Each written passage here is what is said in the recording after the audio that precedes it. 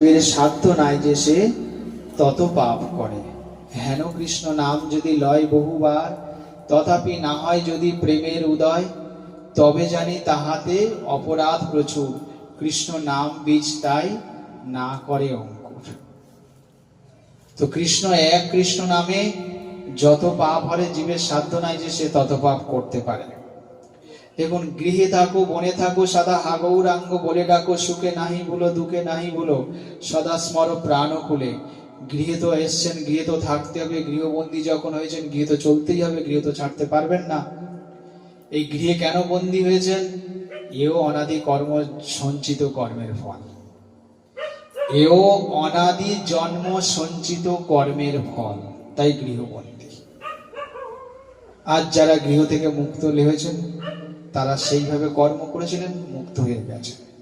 এখন আমরা জানতে পেরেছি যে কৃষ্ণ ভজন না করলে কোনো মুক্তি নেই, কৃষ্ণ ভজন না করলে কোনো গতি হবে না, কৃষ্ণ ভজন না করলে কোনোদিন আমরা রেহাই পাবো না।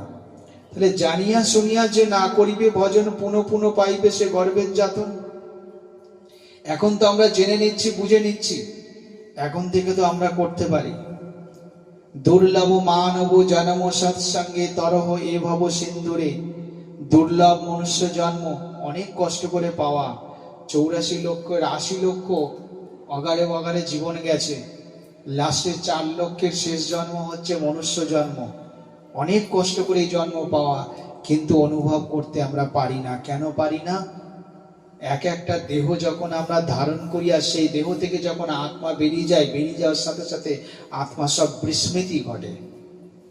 আত্মার সব বিস্মৃতি ঘটে। যে জন্য পূর্বজন্মে সে কত কষ্ট ভোগ করেছিল সে জানতে পারে না। জানতে সেই পারে যখন যার জাতিস্বর থাকে, অর্থাৎ পূর্বে জন্মের কথা যে মনে করতে পারে, সে জানতে পারে যে আমি কি কষ্ট ভোগ করেছিলাম।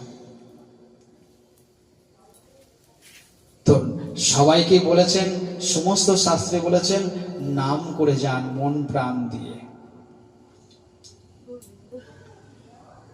একজন আমার সামনে বলছেন, ফোনে বলছেন রাধে রাধে।